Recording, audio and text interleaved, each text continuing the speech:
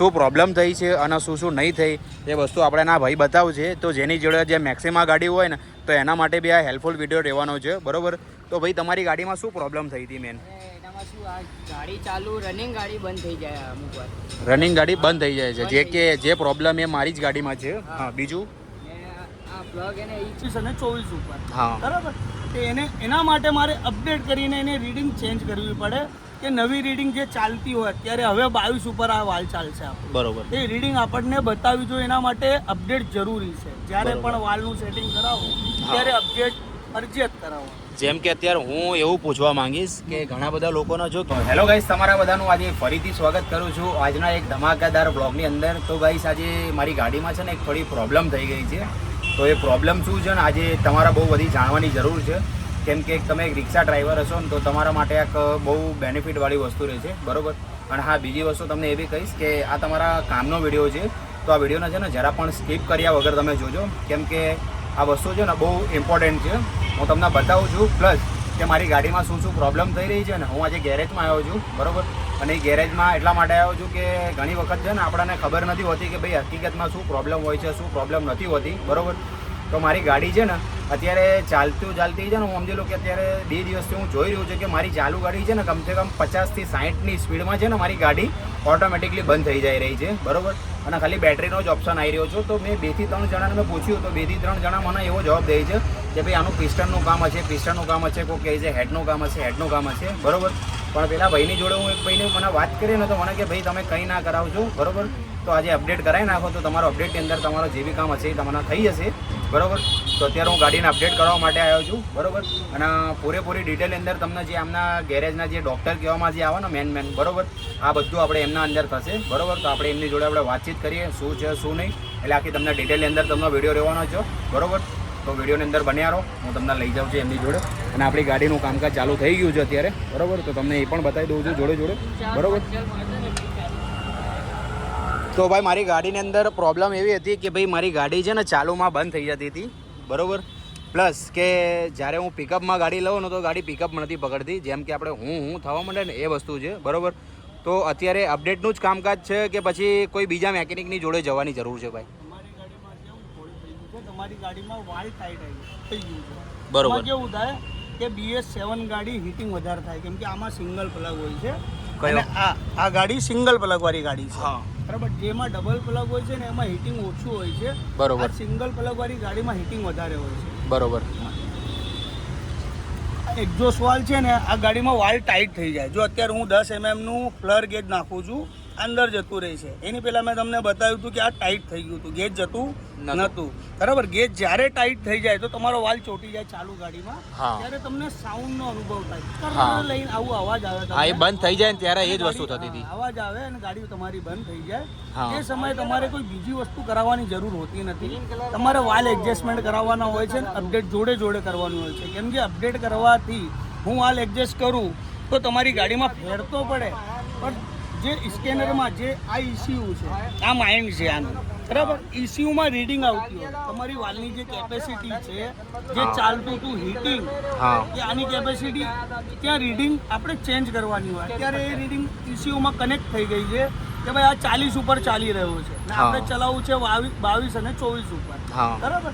તો એના માટે મારે અપડેટ કરીને એને રીડિંગ ચેન્જ કરવી પડે કે નવી રીડિંગ જે ચાલતી હોય અત્યારે હવે 22 ઉપર આ વાલ ચાલશે આપણું, બરોબર. એ રીડિંગ આપણને બતાવવી જોઈએ. એના માટે અપડેટ જરૂરી છે. જ્યારે પણ વાલનું સેટિંગ કરાવો ત્યારે અપડેટ ફરજિયાત કરાવો. જેમ કે અત્યારે હું એવું પૂછવા માંગીશ કે ઘણા બધા લોકોનો જો કે આ BS6 છે, બરોબર ને. તો ઘણા બધા લોકોને એ વસ્તુ ખબર નથી હોતી, તો ડાયરેક્ટ મેકેનિકની જોડે જાય છે. તો તમારા હિસાબથી મેકેનિકની જોડે જવું કે તમારી જોડે કે શું એમને સલાહ દેવા માંગશો તમે? મેકેનિક જોડે ના જવાય. જે ભાઈ અપડેટ કરતા હોય અને સાથે મેકેનિક હોય, અપડેટની સંગાત સાથે મેકેનિકનું કામ જાણતા એવા લોકો માણસ જોડે તમારે જવાનું. ઇલેક્ટ્રિશિયન જોડે તમે જશો તો વાલનું સેટિંગ તમારી જોડે નહીં થાય, અને મેકેનિક જોડે જશો તો વાલ સેટિંગ થશે પણ અપડેટ નહીં થાય, તમારી રીડિંગ ચેન્જ નહીં થાય. જો રીડિંગ ચેન્જ નહીં થાય તો ECUમાં આવું પ્રોગ્રામિંગ કરેલું છે કે તમારી હીટિંગના હિસાબે તમારું ગેસ અને એર કેટલું મળવું જોઈએ આ સેન્સર ડિસાઇડ કરતા હોય, બરાબર છે. તો ડિસાઇડ કઈ રીતે કરે?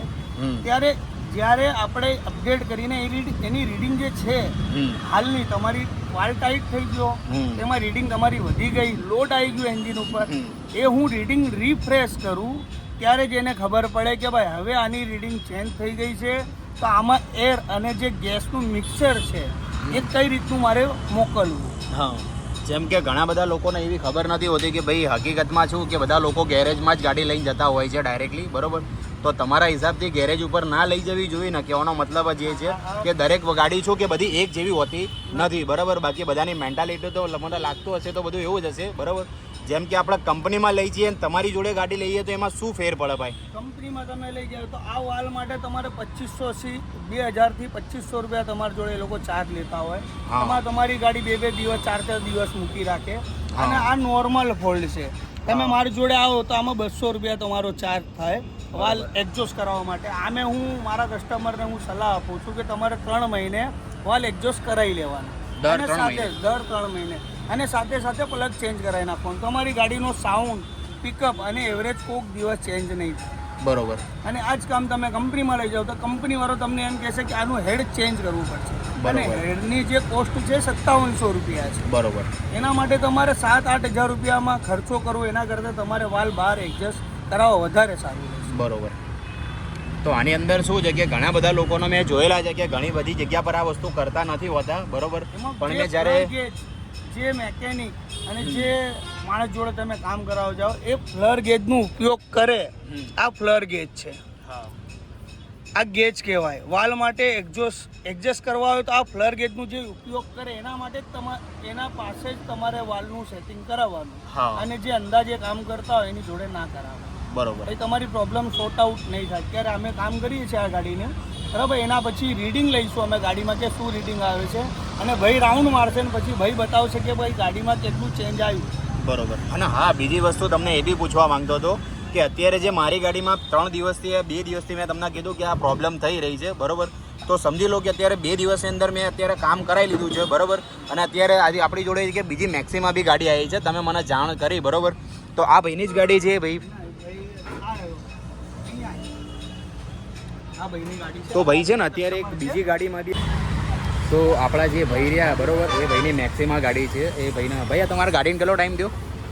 2 વર્ષ લગભગ 2 વર્ષ જેવું થઈ ગયું, બરોબર ને. તો ભાઈ અત્યારે તમે જોઈ લો આ કન્ડિશન 2 વર્ષની છે આ આખી ગાડી, અને આ ગાડી રહી ને જે આ 2.5 વર્ષની કન્ડિશન છે, બરોબર. એટલે એ વસ્તુ શું પ્રોબ્લેમ થઈ છે અને શું નહીં થઈ એ વસ્તુ આપણે ના ભાઈ બતાવશે. તો જેની જોડે જે મેક્સિમા ગાડી હોય ને તો એના માટે બી આ હેલ્પફુલ વિડીયો રહેવાનો છે, બરોબર. તો ભાઈ તમારી ગાડીમાં શું પ્રોબ્લેમ થઈ હતી મેન?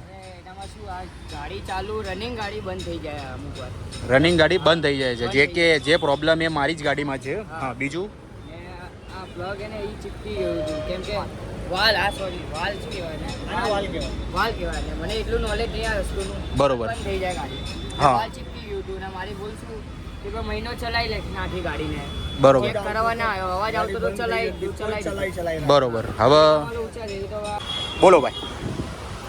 ગાડીમાં મેં તમને જે બતાવ્યું કે વાલ બળી જાય તમને કઈ રીતે ખબર પડે, મેં તમારી ગાડીમાં બતાવ્યું હતું કે હવે તમારી ગાડીમાં આખું રૂપાળો હતો એમ હેડ જોવામાં, એટલે એમ ક્લિયર કંપની જે લેવલે આપે એ લેવલે હતું. હવે આ ભાઈની જે પ્રોબ્લેમ છે એ કઈ રીતે વધી અને શેના લીધે વધી અને શું છે જુઓ તમે અહીંયા બતાવો. આ વાલ ચોટી જાય, જ્યારે તમારી ગાડીમાં કર લઈને આવ્યું અવાજ સાઉન્ડ કરે ને ગાડી અને બંધ થઈ જાય બ્રિજ ઉતરતી સમયે કે 50 થી વધારે સ્પીડમાં ચાલતી હોય તમારી ગાડી અને અવાજ આવતો હોય, એક સાઉન્ડ આવતો હોય, તમને એવું લાગે કે ભાઈ આનું પિસ્ટન ચોટી ગયું છે, આનો પલક ચોટી ગયું. બધાની મેન્ટેલિટી અલગ અલગ હોય છે, બધું વિચારી શકે માણસ છે, બધું વિચારે કે ભાઈ આનું પિસ્ટન ચોટી જાય છે, અને આમાં પિસ્ટન ચોટતું નથી. આ 4 સ્ટોક ગાડી છે, 4 સ્ટોક એન્જિન, બરોબર. આને આ BS6 છે, FI એન્જિન થઈ ગયું. FI નો મતલબ fuel injection, injector fuel injection કહેવાય ને. આ જો વાલ બળી ગયો આ ભાઈનો, મેં તમારી ગાડીમાં હેડ બતાવ્યું હતું, આ બ્લેકનેસ તમને દેખાય છે ને.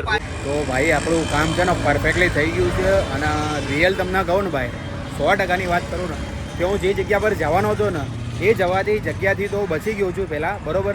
અને જે રીતના મારી ગાડી પહેલાં હતી ને ભાઈ, બરોબર, એના કરતાં તો અત્યારે 100% જે રીતના હું કંપનીમાંથી ગાડી લઈને આવ્યો હતો ને એના કરતાં બી બેટર થઈ ગઈ છે. પ્લસ જે મારો સેલ જે સ્ટાર્ટિંગમાં નહોતો વાગતો એ સેલ બી અમને કરી આપ્યો છે. પ્લસ કે જે મારું પિકઅપ ગાડીમાં નહોતું એ પિકઅપ બી અત્યારે જોરદાર થઈ ગયું છે બરોબર. અને જે પેલું જે મેં તમને કીધી કે ભાઈ આપણે ગાડી હવે બંધ તો નહીં થાય ને ભાઈ બરોબર. તો અત્યારે શું કે મારા દર 3 મહિને મારા જોડે આવવું જ પડશે તમારી જોડે એવું છે બરોબર. દર 3 મહિને મારે ગમે તે એટલે કોઈ પણ ગાડીની અંદર કે ભાઈ હું હોય કે કોઈ પણ ગાડી હોય જેમાં સિંગલ પ્લગ હોય હા કમ્પલસરી છે. કંપની તમને એમ કહે છે કે ભાઈ 20,000 કિલોમીટર ઉપર તમારે વાલ એક્ઝોસ્ટ કરાવવાના. બરોબર. કોઈ કરાવતું નથી એટલે આ પ્રોબ્લેમ ક્રિએટ થાય. હા એટલે મેં ઘણી જગ્યા પર જોયું છે કે ભાઈ આ જો આ કાકા બેઠા છે ને આ કાકાને બી ભાઈ શું પ્રોબ્લેમ છે તમારે ગાડી ચાલુ બરોબર. હા અને ગમે ત્યારે બી તમે જોશો ને તો અત્યારે તમને હજી નવી નવી ગાડી હશે ને ત્યાં સુધી ખબર નહીં પડે કેમ કે જો પેલા ભાઈ બેઠા છે અને આ ભાઈ આવ્યા છે અને હું પોતે તો છું જ બરોબર. અને હું તમને એટલા માટે આ વિડીયો બનાવી રહ્યો છું કે તમે ખોટી જગ્યાએ તમે જાશો ને તો એના કારણે થઈને જો કે આ ભાઈ તમને છે ને એક સારો રસ્તો તમને બતાવી દેશે બરોબર. કેમ કે બધી ગાડીઓને કરતાં આ ગાડીઓમાં થોડું ડિફરન્ટ હોતું હોય છે બરોબર. અમુક જગ્યાએ હાથથી કામ થતું હોય છે અને અમુક જગ્યાએ સિસ્ટમથી કામ થતું હોય તો આપણે સિસ્ટમથી કામ કરાય તો વધારે બેટર રહે છે. કેમ કે હાથથી શું કે ગોબા ગાભી ગમે ત્યારે પડી શકે છે ભાઈ બરોબર. શું માનવું છે તમારું વાત હકીકત છે કે ખોટી છે મારી બરોબર. તો અત્યારે જે ભાઈ અત્યારે મેં મારી ગાડીનું કામ તમે કર્યું બરોબર તો એનો કોસ્ટ કેટલો આવ્યો ભાઈ 300 રૂપિયા. ખાલી 300 રૂપિયા બરોબર. એની અંદર તમે શું શું કામ કર્યું છે એમાં અપડેટ કર્યું, વાલ સેટિંગ કર્યા અને પછી તમારા જે સોકેટો ઢીલા હતા બધા સોકેટો ટાઈટ કર્યા બરોબર. તો અત્યારે ભાઈ છે ને કામ તમે નહીં માનો ને કે કામ એટલું સોલિડ થયું છે ને જે ટાઈમ પર હું તો અત્યારે એવું નથી કે હું કહી રહ્યો છું તમે જે ટાઈમ ઉપર કામ કરાવજો ને ભાઈ આ તમે કેટલા ટાઈમથી કામ કરાવો છો એમની જોડે 3 વાર આવી ગયા 3 વાર સચ્ચાઈ કામ હોય. અને તમે ક્યાંથી આવો છો જમાલપુરથી બરોબર.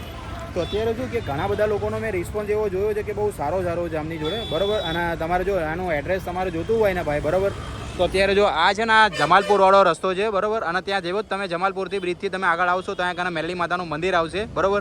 અને જેવા જ મેરડી માતાના મંદિરથી તમે સોડાક આગળ આવજો તો તમને અદાનીનો CNG પંપ તમને જોવા મળશે.